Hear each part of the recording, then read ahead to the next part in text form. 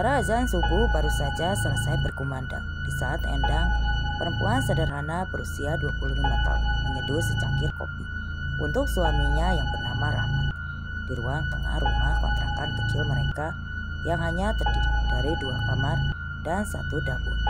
Tanpa koper hitam besar yang telah tertata rapi. Hari itu, Rahmat akan berangkat merantau ke kota Bima, Nusa Tenggara Barat, bukan untuk selamanya, hanya 3 bulan katanya. Tapi siapa yang bisa menebarakan asli? Rahmat ini merupakan kelahiran Jakarta asli atau Betawi asli. Sedangkan Endang di sini hanyalah seorang perantau dari Jawa Tengah. Yang mana mereka bertemu, akhirnya mereka menikah. "Ayah, kopinya udah jadi," ucap Endang lembut, mencoba menyembunyikan kecemasan di dalam suaranya. Rahmat menoleh, lalu ia tersenyum. Dia mengenakan kemeja putih dan celana bahan kulot muda, sepatu pantopel baru yang dibelikan Endang dari hasil menabung diam-diam. "Makasih ya Bu," saya singkat sambil meneguk kopi. Rika, putri kecil mereka yang baru berusia 3 tahun, masih tertidur di kamar. Hanya wajah damai saja yang tidak tahu bahwa pagi itu dia akan ditinggal oleh sang ayah selama 3 bulan namanya. "Ayah jaga diri ya, jangan suka telat makan," kata Endang pelan. Matanya berkaca-kaca, tapi ia tetap tegar. Rahmat mengangguk. "Iya, aku pergi gak lama kok, cuma 3 bulan. Nanti juga pulang bawa uang banyak, kamu bisa buka warung. Dan Rika, nanti bisa masuk TK yang bagus." Endang tersenyum. Mimpi-mimpi itu terdengar indah, tapi ada rasa sesak yang tidak bisa ia jelaskan. Lalunya sebagai istri berkata bahwa ada sesuatu yang harus diwaspadai. Tapi ia mencoba menepisnya. Perjalanan Rahmat ke Bima tidaklah sendiri. Dia tergabung dalam tim sales masak merek Italia yang sedang naik daun kala itu di kalangan ibu-ibu kelas menengah. Tim itu terdiri dari 5 orang. Rahmat sendiri, Rosma yang berumur 54 tahun, janda 3 kali, tapi dia tidak pandai dalam menjual barang. Nita 30 tahun, cewek tapi cerdas. Supri 30 tahun, pendiam dan fokus kerja. Dan Denny 27 tahun, jomblo dan humoris. Untuk Rahmat sendiri, dia masih berusia 25 tahun. Mereka naik pesawat bersama lalu dijemput oleh mobil perusahaan untuk kemudian menginap di rumah sewaan 2 lantai yang sudah disiapkan. 2 kamar untuk perempuan, 2 kamar untuk laki-laki. Semua tampak tertata rapi, profesional dan juga bersih. Tapi di balik kesan profesional itu ada hasrat yang mulai mengintai Rosma dengan usia yang jauh di atas Rahmat. Menyimpan rasa tertarik, pada awalnya hanya rasa kagum karena sosok Rahmat yang sopan dan rajin membantu. Akan tetapi kekaguman itu lama-kelamaan berubah menjadi hasrat-hasrat yang ia sendiri malu untuk mengakui. Dan Rahmat sendiri, ya, di tengah kesepian dan tekanan kerja, dia tidak cukup kuat untuk menahan diri. Di hari-hari awalnya berjalan normal. Mereka berkeliling pasar, mengelilingi komplek perumahan door to door, menjual produk-produk seperti panci stainless, wajan keramik, hingga kompor listrik. Rahmat cukup piawai dalam berkomunikasi. Banyak ibu-ibu yang tertarik untuk membeli, apalagi dengan iming-iming diskon dan juga cicilan. Tapi di malam hari itulah, di saat segala batas mulai kabur, Rosma mulai sering mengajak Rahmat berbicara berdua di atas teras rumah. Kadang sambil merokok, kadang sambil bercerita tentang masa lalunya yang kelam, tentang mantan suaminya yang selingkuh, tentang anak-anaknya yang kini sudah tidak peduli lagi padanya. "Mat, kamu mirip banget sama mantan suami saya yang pertama," ujar Rosma suatu malam. Suaranya pelan namun penuh luka. "Tapi kamu lebih lembut," ujar Rosma lagi, yang merupakan asli kelahiran Betawi. Rahmat hanya mengaku dia tidak ingin terlalu masuk dalam cerita pribadi Rosma. Tapi malam itu tangan Rosma mulai menyentuh. Di awalnya dia menyentuh lutut, lembut tapi benar-benar menyentuh. Dan sejak saat itu, batas di antara mereka berdua mulai pudar. 1 minggu setelah kejadian itu, di malam hujan yang tengah mengguyur deras kota Bima, Rosma masuk ke dalam kamar Rahmat. Entah siapa yang memulai lebih dulu membuka pintu pada malam itu. Mereka berdua tidak hanya bicara. Rahmat tahu itu salah. Dia tahu dia sudah punya istri yang setia di rumah, menunggu, dan anak perempuan yang menunggu dengan harapan. Tapi nafsu lebih kuat daripada logika. Rahmat dan Rosma malam itu melakukan perbuatan terlarang. Rahmat sendiri menganggap itu semua hanyalah sekadar pelepas sepi. Tapi berbeda dengan Rosma di sini. Rosma mulai menuntut, dia minta dinikahi. Mat, aku gak bisa terus-terusan kayak gini, Mat. Kita dosa. Aku mau kamu tanggung jawab, kata Rosma satu pagi. Wajahnya tegas, tidak bisa dibantah. Rahmat mulai terpojok, dia ingin menghindari. Tapi Rosma mengancam akan menceritakan semuanya pada tim mereka dan juga akan melaporkan semua perbuatannya kepada istri Rahmat di Jakarta. Akhirnya dengan terpaksa, Rahmat menikahi Rosma secara siri dengan perantara seorang ustadz yang bisa menikahkan secara siri dengan saksi 2 orang tetangga setempat. Semuanya diam, sepi. Rahmat hanya bisa menunduk sepanjang ijab kabul. Tidak ada rasa bahagia, hanya rasa bersalah dan tetes air mata. Dan semenjak hari itu, semuanya pun berubah. Hari-hari di kota Bima setelah pernikahan siri itu dimulai terasa berbeda. Rahmat yang tadinya aktif dan juga ringan tangan, rajin membantu, kini lebih sering menyendiri, pandangannya kosong. Pikirannya seolah penuh beban. Setiap pagi ketika dia harus berangkat berjualan bersama tim, ada rasa malu yang ia pendam dalam-dalam. Denny dan Supri yang satu kamar dengannya tidak pernah curiga. Kita pun sibuk dengan urusan catatan penjualan. Tapi Rosma, dia semakin berani menunjukkan kepemilikannya. Mat, nanti malam jangan lupa main ke kamar gue ya, bisik Rosma di dapur sembari mencubit manja pinggang Rahmat. Ya, Rosma adalah seorang hypersex yang mana dia ingin selalu tiap malam minta dilayani. Rahmatnya yang bisa mengaku tanpa semangat. Malam-malam mereka tidak lagi diliputi hasrat, tapi terbungkus keterpaksaan. Rosma semakin menuntut, dia haus akan belayar, akan tubuh, akan rasa dicintai. Rahmat hanya bisa menurut, mencoba meredam badan sesuatu, pasti akan datang. Toh kita gak bisa terus-terusan kayak gini, ucap Rahmat satu malam kala baru saja selesai melakukan hubungan. Itu loh, kenapa? Kamu kan sudah nikah sama aku. Kamu tanggung jawab dong. Atau kamu pikir aku ini apa? Mainan? Rahmat memejamkan mata. Di dalam hatinya ada rasa perih. Dia merasa terjebak dalam labirin dosa yang dibuatnya sendiri. Rosma, aku ini punya anak dan istri yang menungguku di rumah, dan kamu juga tahu itu. Rosma menarik selimut, wajahnya berubah datar. Kalau memang kamu gak sanggup, ceraikan aku sekarang. Tapi siap-siap, aku bakal bawa semua cerita ini ke istrimu, biar dia tahu siapa kamu sebenarnya. Ancaman itu seperti palu godam Rahmat. Rahmat tahu hidupnya di Jakarta bisa hancur seketika jika Endang sampai tahu semua ini. Waktu berjalan cepat. Tanpa terasa sudah 3 bulan lamanya mereka berjualan di kota Bima. Tim mereka berhasil mencatat penjualan tinggi sejak program pemesaran keliling itu dimulai. Sebagian besar karena Rosma dan juga Rahmat yang rajin turun ke pasar dan juga kampung-kampung. Hari kepulangan pun tiba di malam sebelum keberangkatan. Rosma menangis diam-diam di kamarnya. Dia tidak ingin pulang ke Jakarta sebagai istri rahasia dari Rahmat. Mencoba meyakinkan, sudah, nanti kita cari jalan. Yang penting sekarang kita pulang aja dulu. Tapi sesampainya di Jakarta, drama itu tidak berhenti.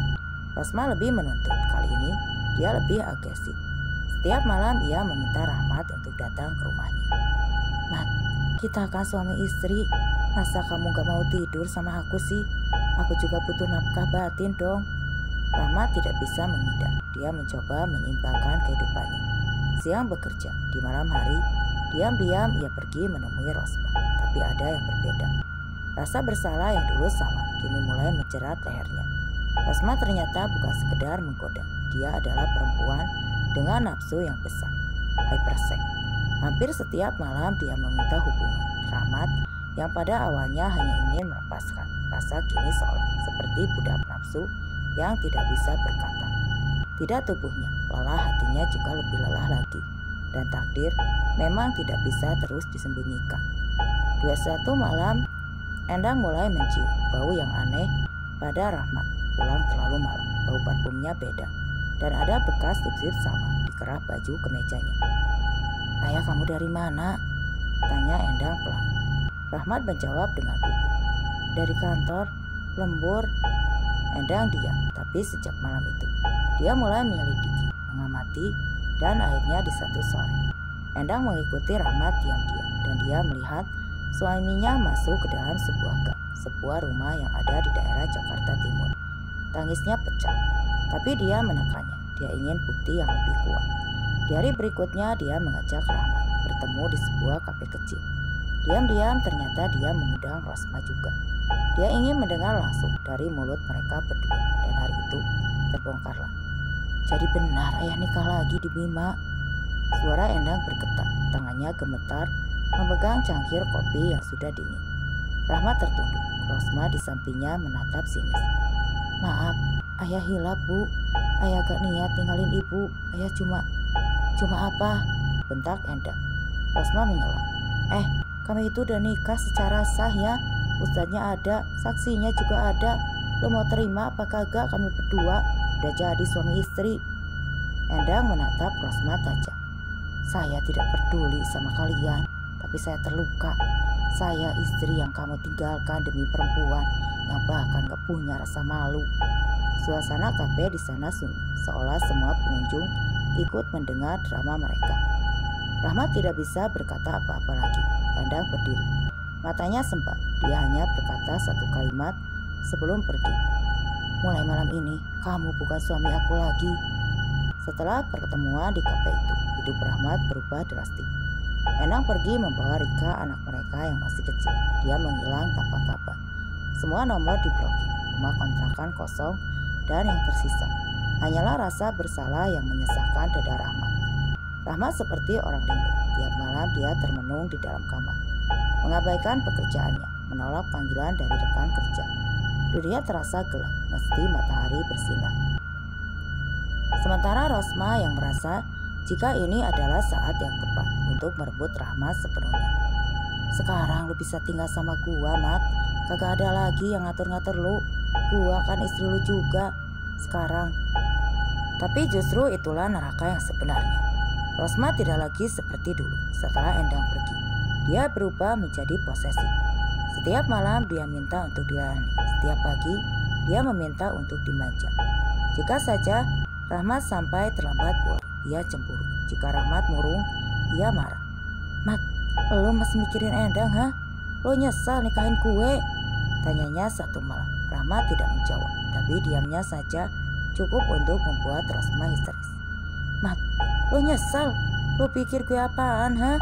Lo pikir gue mainan? Udah enak terus lo tinggalin, gitu aja. Tangis Rosma meledak. Dia membanting piring, menangis di lantai, berteriak seperti orang kesurupan. Rahmat hanya bisa menatap kosong. Dia seperti orang yang terperangkap di dalam rumah yang dibakar di dalamnya. Beberapa hari kemudian, Rosma mengancam, kalau sampai lu ninggalin gue, Mat, gue bakal datangin rumah orang tua lu. Gue bakal bilang semua aib lu sama gue. Bisa bikin hidup lu hancur, Mat. Jangan coba main-main sama gue, ancam Rosma. Rahmat tahu ancaman Rosma itu bukan main-main. Dia bisa nekat dan Rahmat sudah tidak punya siapa-siapa lagi untuk dijadikan tempat pulang. Waktu berjalan, Rahmat akhirnya pindah ke kontrakan baru bersama Rosma.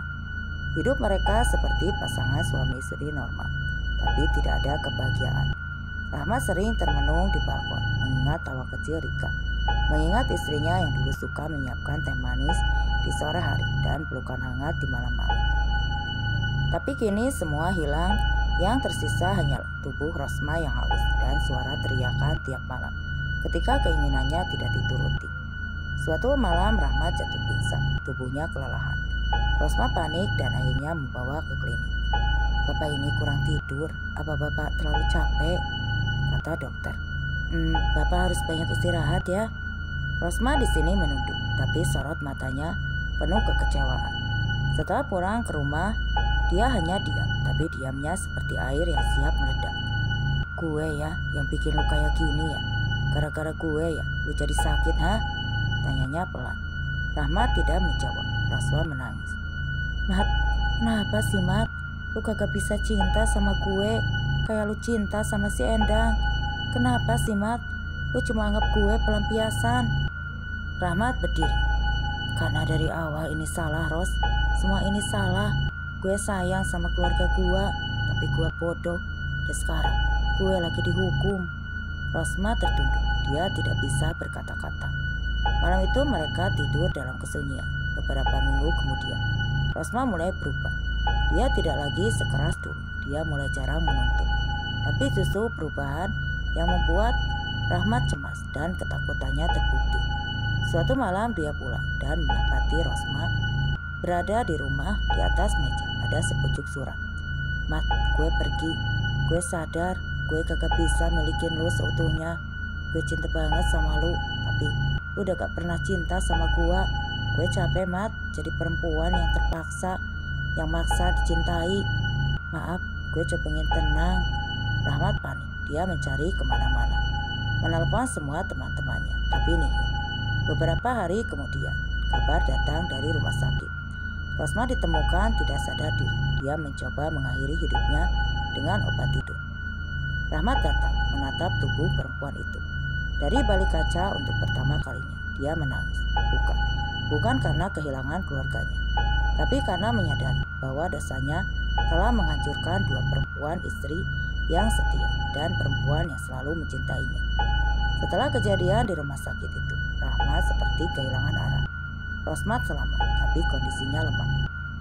Ia dipindahkan ke ruangan psikiatri untuk menjalani terapi. Rahmat menjenguk sesekali, tapi Rosma jarang bicara. Dia hanya menatap kosong, seperti jiwanya masih tertinggal di malam kelabu. Rahmat kembali sendiri, tidak benar-benar sendiri, sebab dosa-dosanya masih setia menemani. Dia kembali bekerja, mencoba memperbaiki hidup, tapi tanpa Endang istrinya dulu dan juga Rika putrinya. Segalanya terasa tampak. Dia mencari-cari keberadaan mereka, tapi seolah Endang benar-benar menghilang dari dunia. Dia datangi rumah mertuanya, kosong. Dia mencoba lacak akun media sosial Endang lenyap. Dia bahkan sempat bertanya ke beberapa teman lamanya, tapi tidak ada satupun orang yang tahu. Hidup Rahmat sekarang seperti berjalan di lorong gelap yang panjang. Setiap malam dia melihat bayangan mereka. Putrinya memanggil setiap pagi.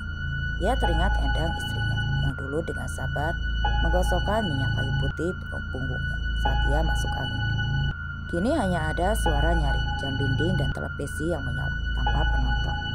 Di suatu malam Rahmat bermimpi. Di dalam mimpinya dia melihat Endang duduk di bawah pohon sambil memangku Rika yang tertidur.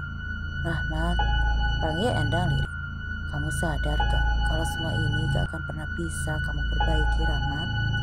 Rahmat ingin mendekat, tapi tubuhnya terasa berat. "Aku cuma pingin kamu jujur dari awal. Aku mungkin bisa ngerti, Mat, asal kamu gak bohong." Ketika ia ingin menjauh, tangan Endang tiba-tiba semuanya gelap dan Rahmat terbangun dengan napas tersengat. Itu bukan sekedar mimpi, tapi itu tamparan hatinya terasa diremukkan. Hari itu juga ia nekat mengirim surat. Dia tulis tangan ditunjukkan ke alamat terakhir yang dia tahu milik orang tua Endang. Dia tahu apakah surat itu akan sampai atau dibaca, tapi dia menulis dengan jujur. "Maafkan aku hancurkan semuanya karena nafsu sesaat. Tapi aku ingin menebus, aku ingin jadi ayah untuk Rika, dan aku ingin memohon kesempatan kedua. Kalau kamu masih ingin mendengar suaraku, tolong balas surat ini." Hari demi hari yang menunggu balasan, tapi tidak kunjung datang. Sampai akhirnya dia mencoba berdamai dengan kenyataan. Mungkin penyesalan memang tidak selalu mendapat ruang untuk pulang. Di siang yang panas ketika Rahmat baru selesai bekerja, dia mendapat pesan WhatsApp dari nomor tidak dikenal. "Datang ke taman masjid hari Minggu jam 10. Rahmat tidak tahu siapa pengirimnya, tapi ada sesuatu di dalam pesannya membuat hatinya berdebar. Dia datang sesuai waktu yang diminta, duduk di bangku kayu. Kemudian seseorang muncul, perempuan berhijab hitam, menggendong anak kecil. Rahmat berdiri, napasnya tercekat. Endang menatapnya, wajahnya dingin. Rika bersembunyi di balik tubuh ibunya. "Kita bicara sebentar saja," kata Endang tanpa basa-basi. Rahmat mengangguk, dia tidak sanggup berkata apa-apa. "Kamu tahu kan kenapa aku pergi?"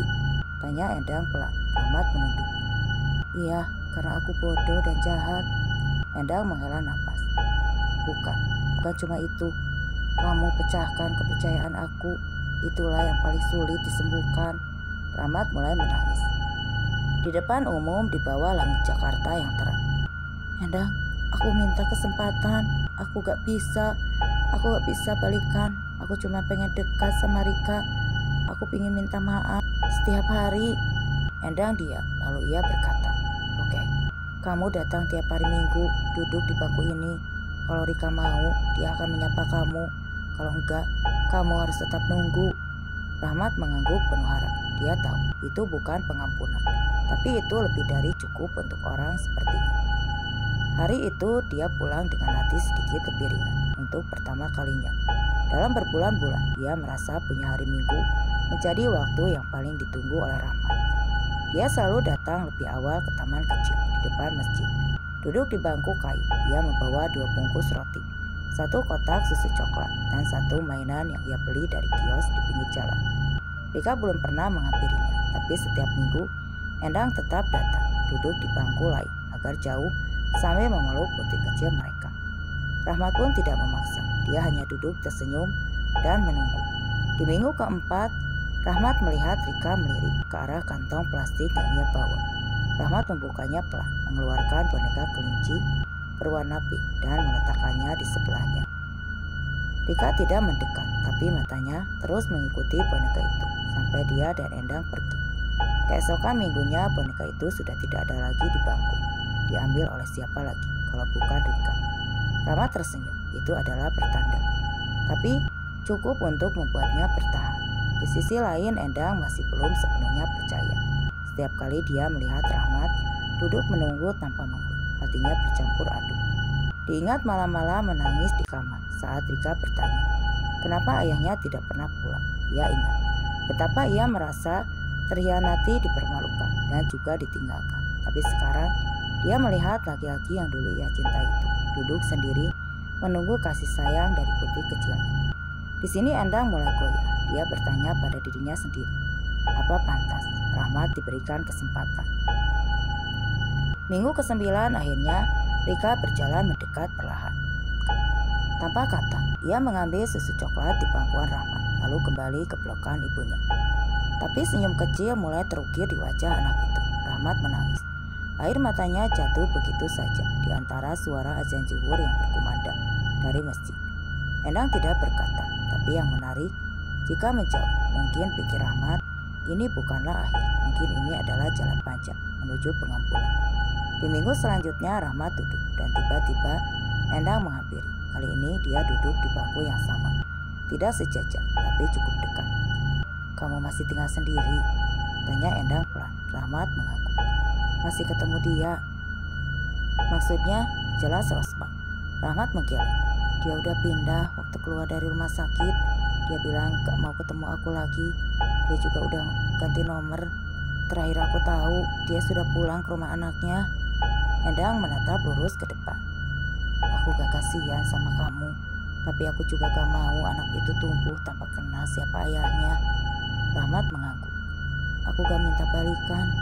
Aku cuma pingin bisa minta maaf dan pelan-pelan bisa jadi ayah Rika, bisa banggain." Endang menoleh.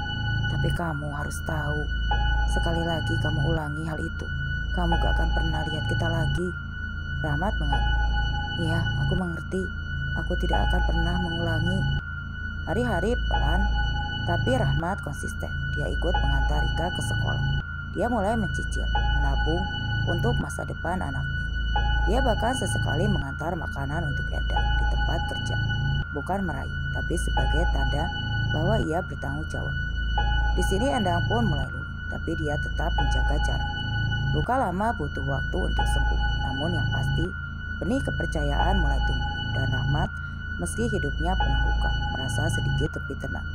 Setidaknya kini ia punya arah. Demi hari-hari pun hubungan Rahmat dan Endang mulai membaik. Bukan berarti mereka kembali menjadi pasangan yang dulu, tapi mulai ada komunikasi, ada usaha, ada ketulusan Rahmat. Tak lagi memaksakan apapun. Dia hadir sebagai ayah untuk Rika dan sebagai sosok yang bertanggung jawab terhadap luka yang ia buat sendiri. Suatu hari Rahmat diminta datang ke acara pentas seni di TK Rika. Dia datang dengan kemeja bersih, dengan wajah berseri-seri. Saat Rika naik ke panggung, menyanyikan lagu anak-anak bersama teman-temannya. Rahmat tidak bisa menahan air mata. Rasa bersalah bercampur haru.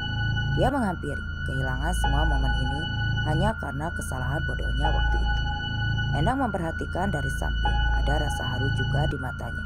Meski masih diselimuti kehati-hatian, seolah menjaga jarak. Usai Rika menarik tangan ayah dan ibunya. "Aku ingin makan bareng," katanya polos. Malam itu mereka makan bakso bertiga di warung pinggir jalan sederhana, tapi hangat. Tidak ada pembicaraan terkait masa lalu, tidak ada sindiran.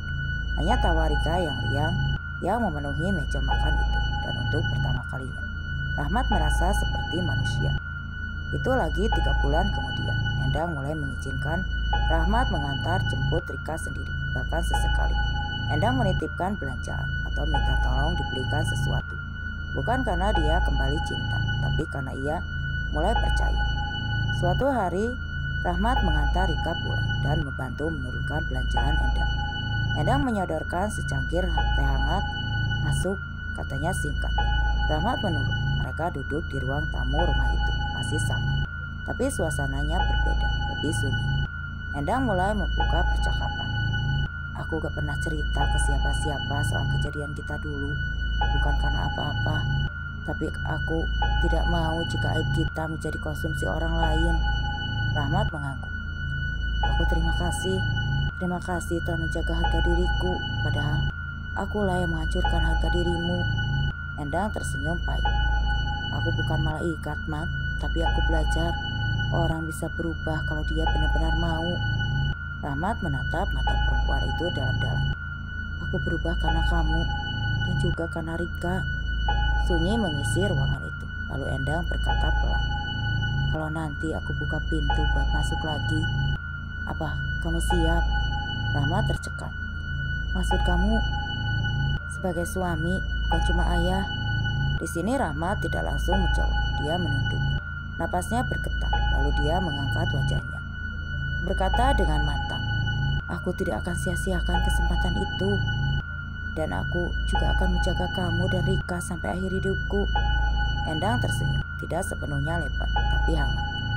"Kita mulai dari nol, bukan dari cinta yang dulu, tapi dari kepercayaan yang kita bangun ulang." Rahmat mengaku. Dia tahu, ini bukan akhir cerita, ini justru permulaan dari babak baru. 3 bulan kemudian mereka menikah lagi dengan cara sederhana di hadapan keluarga kecil mereka. Tanpa pesta besar, tapi dengan banyak pelajaran. Rosma tidak pernah terdengar lagi kabarnya. Bagi Rahmat, Rosma adalah masa lalu yang tidak ingin ia sentuh kembali. Kini dia punya istri yang kuat, anak yang manis, dan hidup yang sederhana, tapi jujur. Kadang cinta bukan tentang selalu indah sejak awal, tapi tentang kesanggupan 2 orang untuk saling sembuh dan saling memilih lagi. Meskipun sudah pernah hancur seperti hari-hari biasa, Rahmat bangun pagi dan siap untuk pergi kerja. Terkadang dia merasa lelah, bukan hanya fisik, tapi mental. Walaupun ia sudah mencoba membangun hidupnya kembali, rasa penyesalan itu terus menghantui. Tapi dia sudah berusaha untuk berdamai dengan masa lalu. Dia tidak ingin lagi melihat ke belakang. Dia ingin fokus pada keluarga, terutama pada Endang dan Rika. Namun pada suatu pagi, Rahmat merasa dia tidak beres. Di tengah perjalanan menuju kantor, dia mulai merasa kepalanya pusing, mulutnya terasa pahit. Sebelum dia tahu apa yang terjadi, dia muntah darah di tengah jalan. Rahmat terhuyung, menahan sakit yang begitu hebat di dada. Dia jatuh terduduk di koridor, kepalanya terasa berputar. Orang-orang yang melintas mulai memperhatikan. Tidak lama kemudian, seorang pengendara motor berhenti dan membantu Rahmat ke rumah sakit terdekat. Setelah diperiksa dokter mengatakan bahwa Rahmat mengalami pendarahan lambung yang cukup parah, tapi penyebabnya tidaklah jelas. Bisa dikatakan faktor stres yang berlebihan, atau mungkin ada masalah lain yang lebih serius, ujar dokter dengan ragu. Namun Rahmat di sini merasa ada yang aneh. Sebelum kejadian itu, dia tidak pernah merasa stres yang berarti. Semua terasa baik-baik saja. Ini bukan penyakit biasa. Ada sesuatu yang mengintai di balik semua ini. Setelah beberapa hari dirawat di rumah sakit, Rahmat semakin lemah. Dia tidak bisa lagi menahan sakit yang semakin parah. Tubuhnya tidak lagi bertenaga dan dia mulai merasa kehilangan semangat hidup.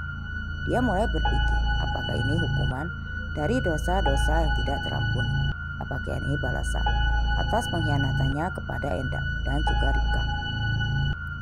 Endang dan Rika mendampingi dengan penuh perhatian, tetapi Rahmat tetap merasa ada yang ganjil. Dia merasa bahwa sakitnya ini bukanlah hal biasa, sesuatu yang lebih gelap sedang menguasai di tengah kebingungannya. Ia teringat seseorang Ustadz Saifullah, seorang ulama yang terkenal akan kemampuan menyembuhkan penyakit-penyakit gaib seperti santet. Meskipun Rahmat tidak terlalu percaya pada hal-hal seperti itu, ia merasa putus asa. Dia tidak tahu harus kemana lagi. Endang yang mendengarnya pun setuju. Coba saja kita hubungi Ustadz Saifullah, mungkin ini yang terbaik untuk kamu, katanya. Tidak lama kemudian mereka menghubungi Ustadz Saifullah yang langsung bersedia datang ke rumah mereka. Begitu sang Ustadz datang, dia langsung merasakan energi negatif yang mengelilingi tubuh Rahmat. Ini bukan penyakit biasa, Bang Rahmat. Ini mah kiriman santet, sebuah bentuk santet yang ditunjukkan sama kamu, kata Ustadz Saifullah dengan suara tenang namun penuh keyakinan. Rahmat terkejut. Santet, Ustadz? Tapi siapa yang mengirim itu pada saya, Ustadz? Ustadz Saifullah menatap Rahmat dengan tajam, seolah sedang menelusuri lapisan di dalam hidup Rahmat. Ini semua ada kaitannya sama perbuatan lu di masa lalu, lu Bang. Dendam yang belum selesai. Rahmat terdiam, mencoba mencerna apa yang baru saja didengarnya. Rosma, gumamnya pelan, menyadari bahwa segala perbuatan buruk terhadap perempuan itu mungkin membawa malapetaka. Ustadz Saifullah mengangguk. Iya, dia merasa lu hianatin dia. Dari apa yang gue rasain, dia ngirim ini dengan tujuan biar lu ngerasain penderitaan yang sama. Rahmat merasa hatinya hancur. Ustadz, saya gak pernah niat buat nyakitin dia, tapi saya tahu saya udah sangat salah, Ustadz. Ustadz Saifullah menepuk pelan Rahmat. Tugas gue nyembuhin, bukan menghakimi. Di saat kita sadar sama kesalahan kita, itulah di saat kita bisa memulai untuk benar-benar sembuh. Kemudian Ustadz Saifullah mulai melakukan doa-doa khusus, melantunkan ayat-ayat suci Al-Quran. Sesaat setelah itu, merasa tubuhnya semakin ringan meskipun rasa sakit itu masih ada. Ustadz Saifullah melanjutkan ritualnya hingga akhirnya Rahmat merasa bahwa sesuatu yang berat dan juga gelap telah keluar dari tubuhnya. Alhamdulillah Bang, santetnya udah kelepas, ujar Ustadz Saifullah menenangkan Rahmat yang masih merasa pusing. Tapi ente kudu bersihin hatinya dengan lebih dalam.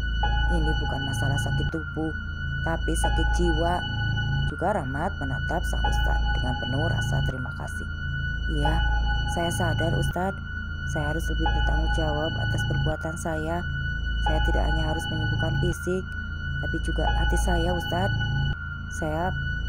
Ustadz Saifullah mengaku. Benar, cakep penyesalan. Emang langkah pertama dari perbuatan nyata untuk benerin diri adalah dengan langkah jauh lebih penting. Setelah kejadian itu, Rahmat merasa seperti lahir kembali.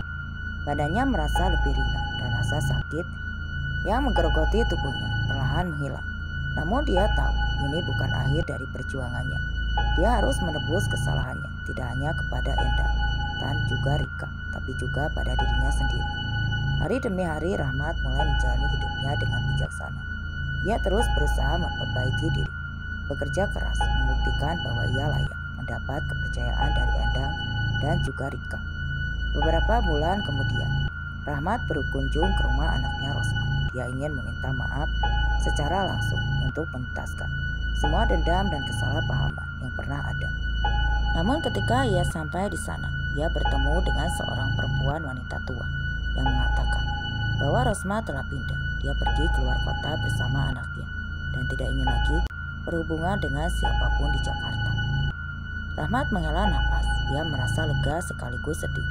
Mungkin dia tidak akan pernah bisa bertemu Rosma lagi, tapi dia tahu bahwa langkah untuk membenahi hidupnya telah dimulai dan dia lebih penting lagi, dia harus terus berjuang untuk menjaga keluarga kecil yang ia cintai, Endang dan Rika.